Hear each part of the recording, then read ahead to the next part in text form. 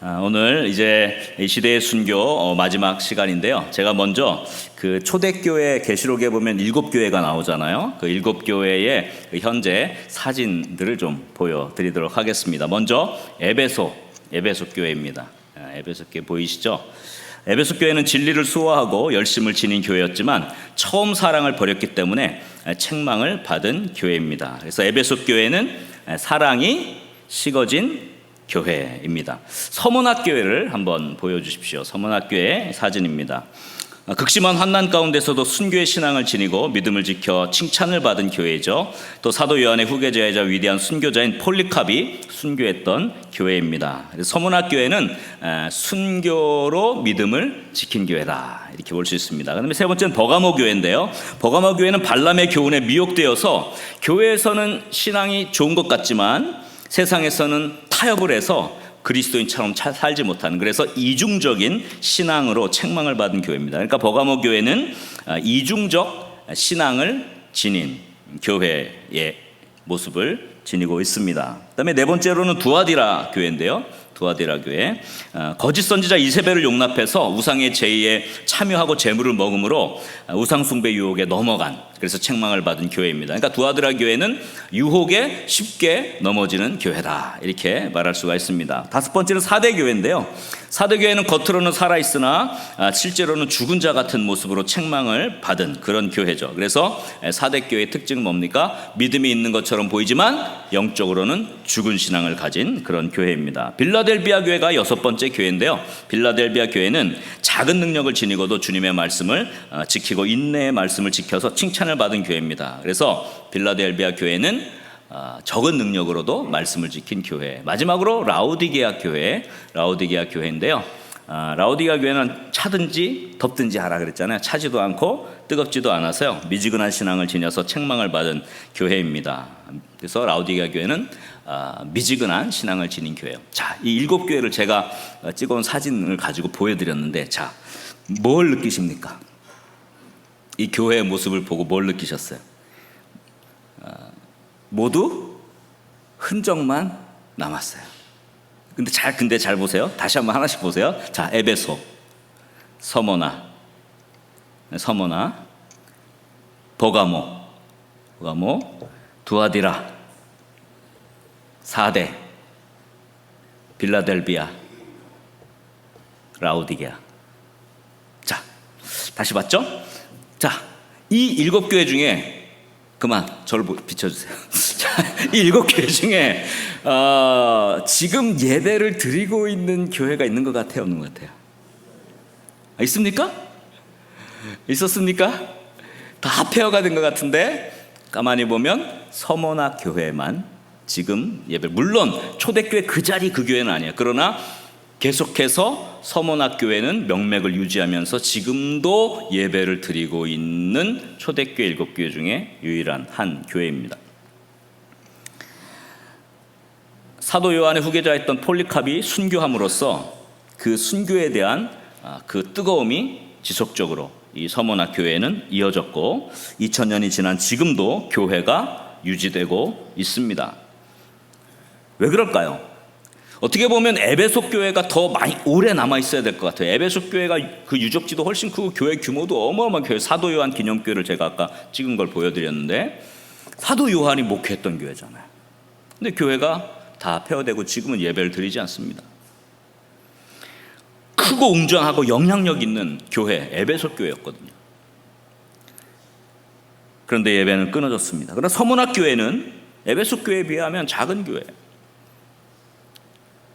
그러나 아직까지 예배가 드려지고 있는 이유는 그 교회의 순교의 정신, 순교의 피가 이어졌기 때문이라고 믿습니다. 여러분, 교회의 존속은 규모가 크냐, 뭐 대단한 영향력을 당대에 미쳤냐가 중요한 게 아니라, 교회가 수천 년 동안 지속될 수 있는 것은 순교의 정신이 그 교회에 있느냐 없느냐로 결정된다는 것입니다. 아무리 크고 좋은 교회였다 할지라도 순교의 정신이 결여되면, 에베소 교회는 처음엔 그랬는데 나중에는 첫사랑이 식어져 버린 교회가 됐잖아요. 그러니까 그렇게 큰 교회도 그냥 역사 속의 유적처럼 허물어지고 마는 거예요. 그 교회는 쇠락하고 역사 속에서 사라지고 마는 것입니다. 그러므로 중요한 것은 오늘 이 시대를 살아가는 우리 교회들이, 우리 한국 교회가 아니 세계 교회 가운데 정말 주님 오실 때까지 예배가 끊어지지 않고 하나님을 섬기는, 또 선교의 사명을 감당하는 교회가 되려면 이 시대의 그리스도인들이, 그 교회의 성도들이 순교의 정신을 지녀야 하는 것입니다. 제가 처음에 말씀드린 대로 비록 지금은 피를 흘리는 적색 순교의 시대는 지나갔지만, 그러나 우리 내면의 탐욕과 죄성과 야망을 죽이고 하나님 영광을 위해 헌신하는 이 백색 순교의 결단과 순교 정신을 붙잡아야 할 줄 믿으시기 바랍니다. 그래서 우리 순교자 주일을 지나면서 이제 오늘 세 번째 마지막 시간까지 우리가 온 거예요. 다시 한번 정리를 하면, 자, 첫 번째 다시 한번 정리합시다. 이 시대의 순교 신앙은 탐욕의 죄와 싸워 이기는 것이다. 네, 오늘 히브리서 12장 1절에도 보면 얽매이기 쉬운 죄를 벗어버리라 했잖아요. 첫 번째, 얽매이기 쉬운 죄를 벗어버리는 거예요. 탐욕의 죄와 싸워 이기는 것이죠. 탐욕은 우상숭배이고 하나님과 돈을 겸하여 섬길 수 없다고 분명히 주님은 선언했습니다. 돈이 하나님이고 돈을 위해 순교하는 이 시대에 만몬이라는 돈의 우상과 싸워서 승리하는 믿음, 이것이 이 시대의 순교 신앙입니다. 아멘입니까? 두 번째로 자막 좀 주세요. 이 시대의 순교 신앙은 안목의 죄와 싸워 이기는 것이다. 믿음의 주여 온전하게 계신 예수를 바라보자. 우리가 보아야 할 게 뭔가? 세상에 우리의 눈에 보기 좋은 것, 내 마음을 만족시키는 것들을 보고 그것을 취하려고 하는 이 탐욕의 죄가 사라지고 예수 그리스도를 바라보는 것이 필요한 것이죠. 안목의 죄와 싸우고 이기는 것은 자기 만족이라는 우상 숭배를 물리치는 겁니다. 온통 자기 만족에 내가 원하는 걸 하려고 하지 않습니까? 이 이기적 욕구가 우상이죠. 그러면 이 자기 만족이라는 우상 숭배를 물리치기 위해서 우리는 좋은 눈, 안목의 죄를 이기기 위해서 좋은 눈을 가져야 한다. 지난 시간 말씀드린 것이죠. 좋은 눈은 뭡니까? 연약한 자들을 살피는 것, 우리가 필요를 인식하고 그 필요를 발견하는 그 좋은 눈을 가졌다는 것입니다.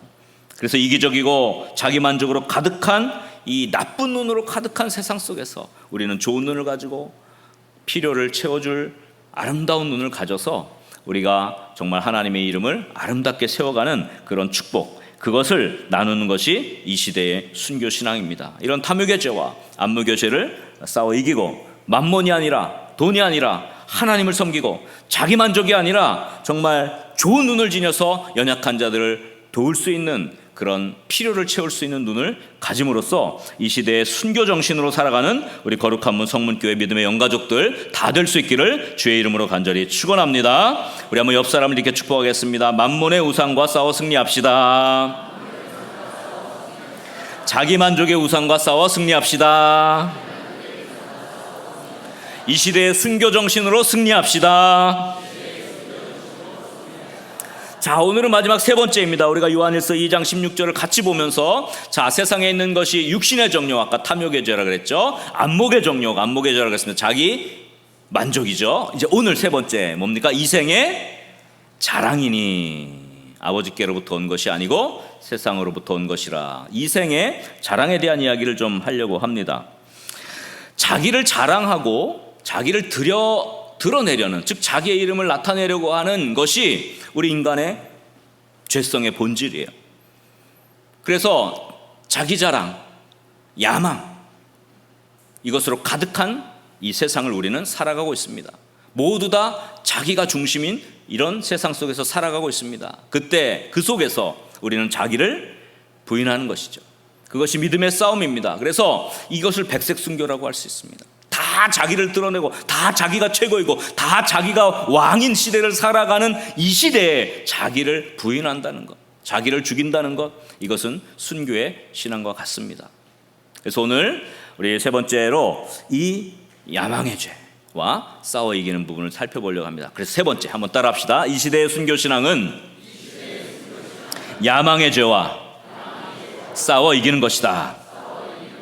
여러분, 야망과 비전의 차이가 뭔지 아십니까? 야망, 저 사람은 야망 있어. 그래서 야망을 가지고 뭔가 꿈을 실현해 가려고 하죠. 저 사람은 참 비전이 있는 사람이야. 비전 있는 사람도 꿈을 실현해 갑니다. 그럼 야망과 비전의 차이는 뭡니까? 야망은 자기를 드러내려고 하는 것이고, 비전은 하나님을 드러내려고 하는 것이죠. 여러분, 이것은 굉장히 큰 차이예요. 똑같이 꿈을 향해 달려가지만 야망은 자기를 나타내고 자기를 드러내고 자기가 이런 사람인 걸 증명하려고 하는 것이고, 비전은 하나님을 드러내고 하나님이 이런 분이고 하나님을 나타내기를 원하는 것입니다. 근데 오늘날 이 시대는 아무도 하나님을 드러내려고 하지 않고 자기를 드러내려고 하는 시대를 살아가는, 그래서 이게 이 야망의 죄인 거예요. 이것이 우상 숭배가 되는 것입니다. 인류는 하나님 이름을 높이는 것을 포기하고 자기의 이름을 날리려고 야망을 품었습니다. 그것이 구체적으로 드러난 사건이 바벨탑 사건이에요. 우리 창세기 11장 4절 보면 이렇게 기록되어 있죠. 한번 다 같이 읽어볼까요? 또 말하되 자 성읍과 탑을 건설하여 그 탑 꼭대기를 하늘에 닿게 하여 어떻게 해요? 우리 이름을 내고 온 지면에 흩어짐을 면하자 하였더니, 사람들은 하나님의 자리에 자기를 놓으려고 했습니다. 하나님의 이름을 높이는 것이 아니라 우리의 이름을 내자, 우리의 이름, 우리가 이 정도야 라고 자신을 자랑하기를 원했던 것입니다. 그것이 바벨탑의 모습이죠. 그래서 이 시대에도 바벨탑이 있는 거예요. 모든 바벨탑들이 우리 개인의 바벨탑들이 있는 겁니다. 바벨탑은 인간이 하나님처럼 되려는 또 하나의 우상 숭배, 즉 스스로를 높이려는 자기 자랑, 이생의 자랑, 야망의 우상을 상징하는 것입니다.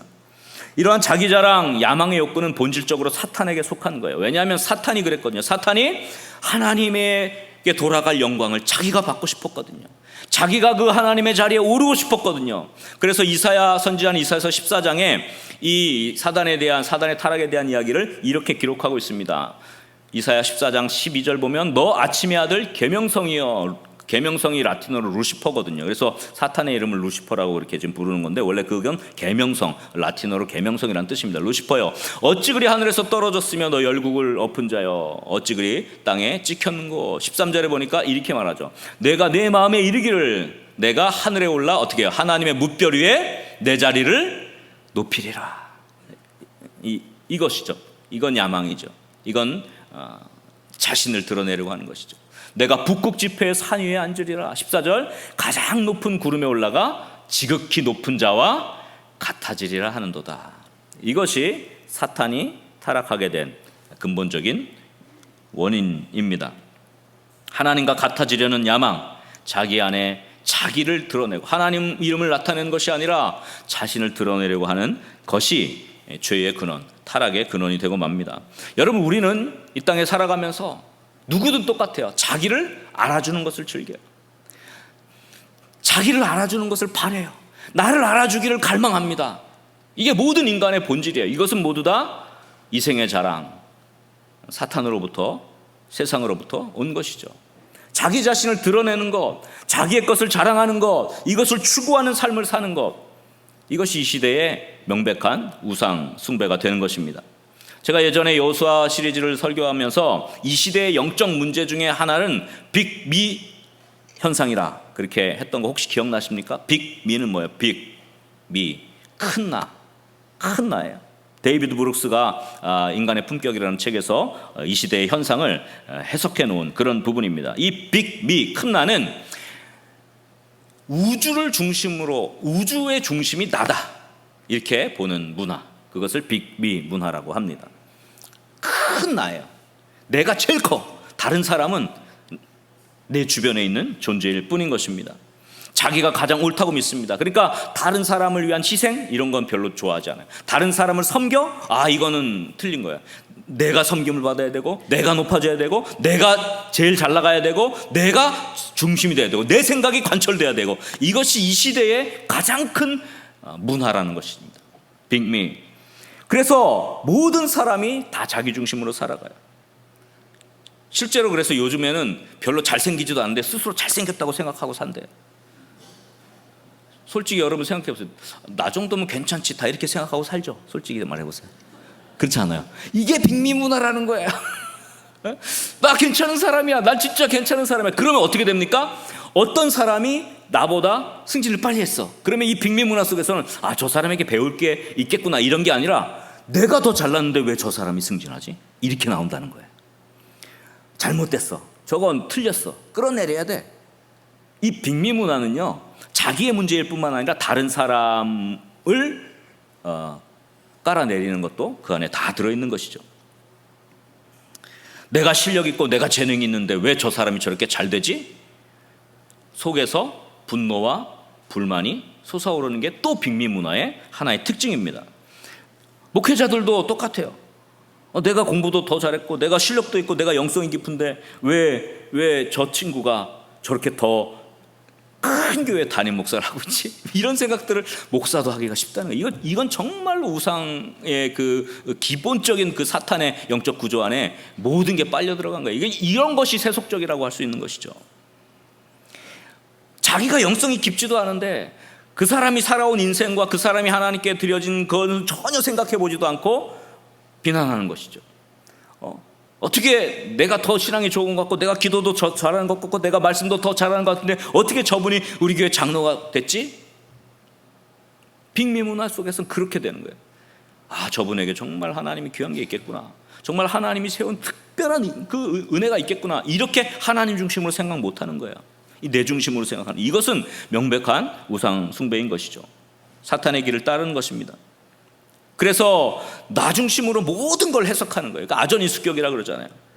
그러니까 제가 이제 예를 들면 제가 지금 설교를 하는데 누군가 졸고 계셔요. 그러면 제 중심으로 해석해서 아, 저분이 어젯밤에 많이 그 잠을 잘 못 주무시고 일이 바쁘셨구나 이렇게 저는 생각을 해요. 근데 제가 앉아가지고 다른 분이 설교하는데 제가 졸았어요. 그러면 설교를 왜 이렇게 못하지? 이렇게 생각하는 거예요. 이해가 돼요? 이게 모두 다 자기 중심으로 해석하는 거예요. 모든 게. 여러분, 근데 사실은 이 자기중심적인 생각은 성경적이지 않습니다. 하나님적이지 않아요. 모두가 자신의 판단의 주체가 됩니다.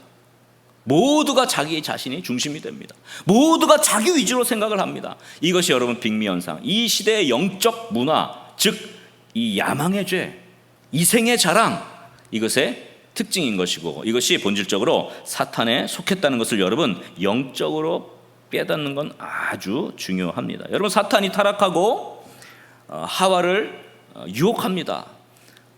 선악을 알게 하는 나무를 그 나무의 열매를 먹게 하죠. 그때 사탄이 유혹했던 단어는 이것을 먹으면 너가 누구처럼 된다고요?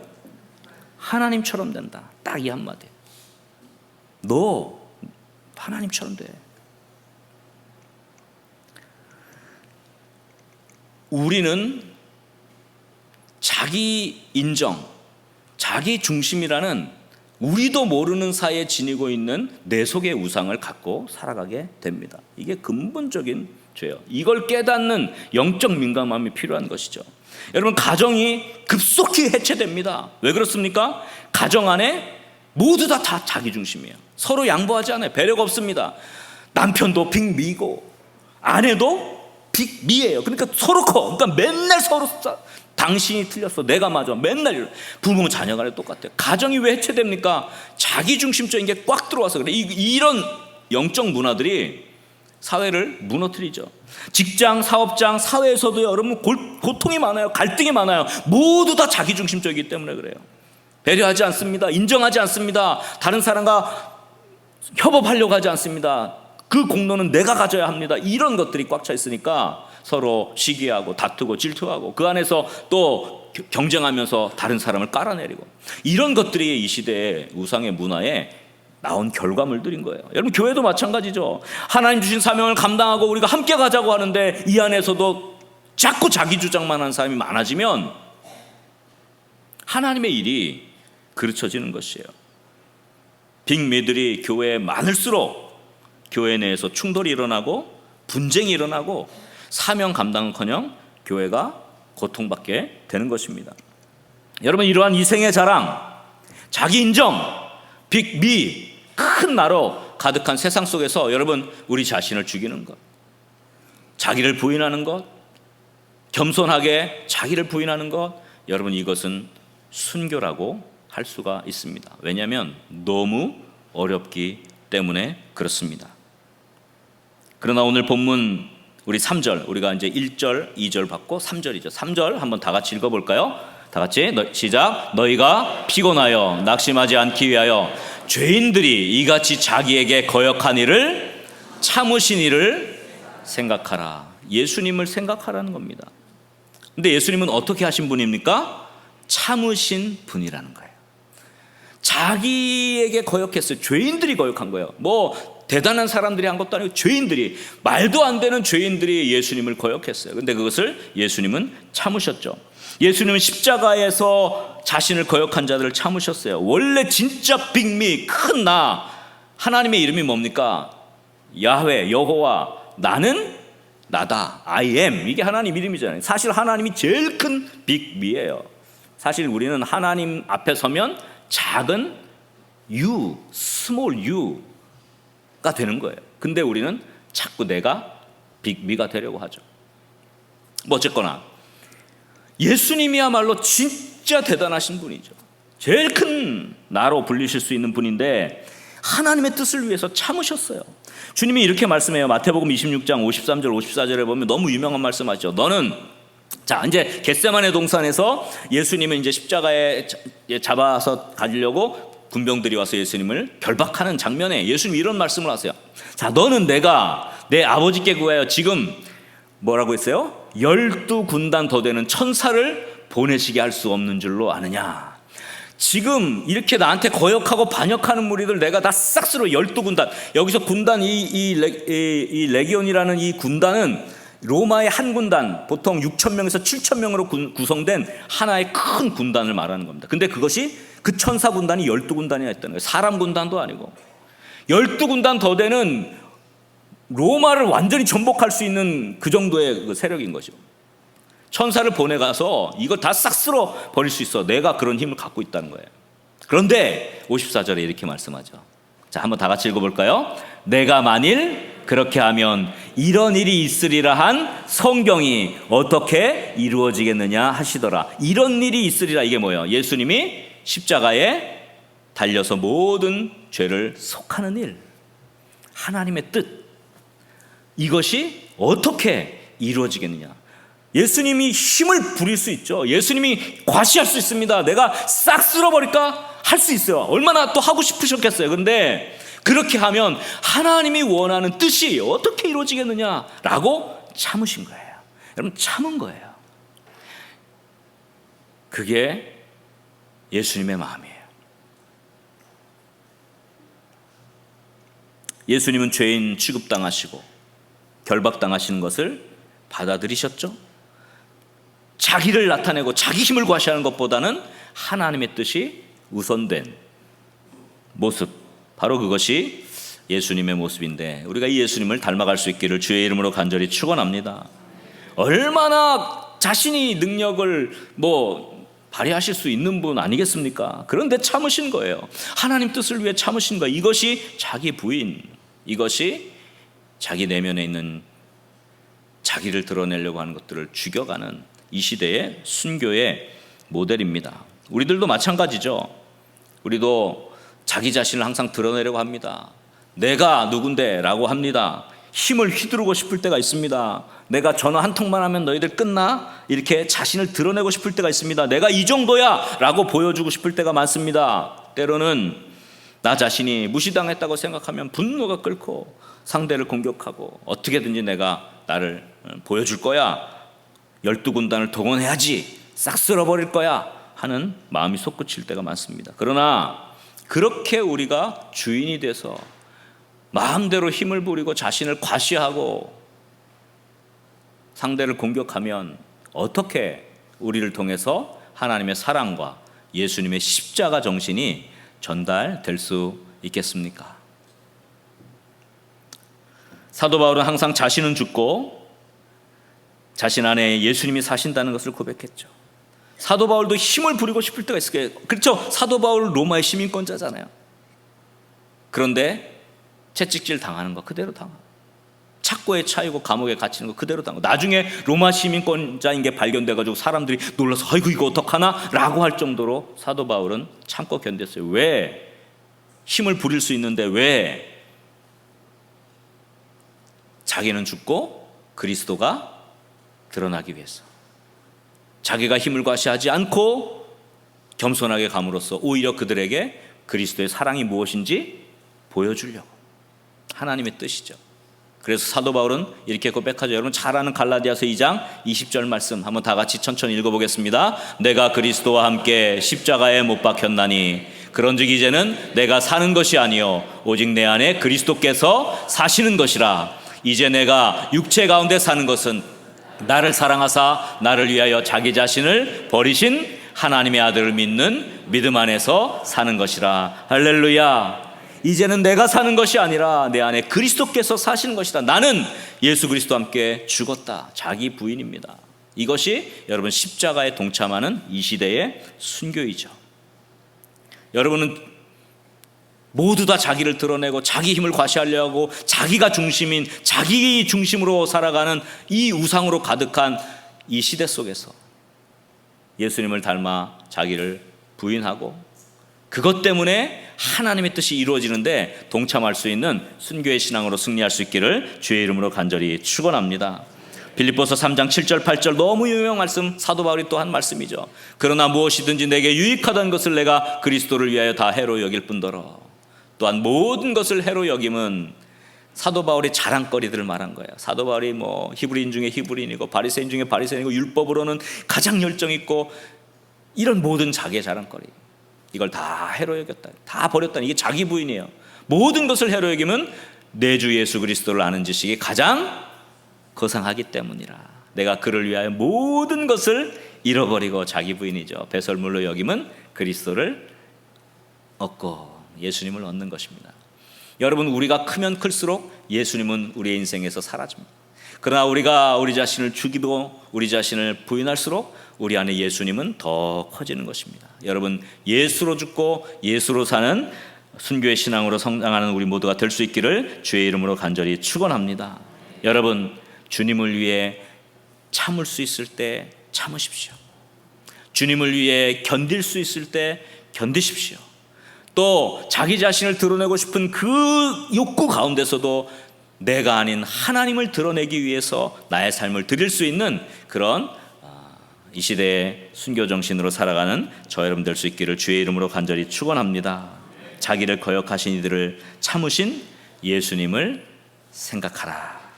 우리 옆 사람을 한번 이렇게 축복합시다. 야망의 죄와 싸워 이깁시다. 자기를 부인하고 예수가 사는 삶 됩시다. 이 시대의 순교 정신은 자기를 부인하는 것입니다. 여러분, 할 수 있겠습니까? 할 수 있겠습니까? 그렇게 예수님 뒤를 따라가는 우리 거룩한 문 성문교회가 되어서 저는 우리 거룩한 문 성문교회가 대단히 큰 교회가 되는 거, 대단히 그 당시에 영향력을 끼친 교회가 되는 것이 아니라 서문학교회처럼 예수님 오시는 그날까지 하나님을 경배하고 예배드리고 주님 주신 사명을 감당하는 그런 교회가 되기를 간절히 소원합니다.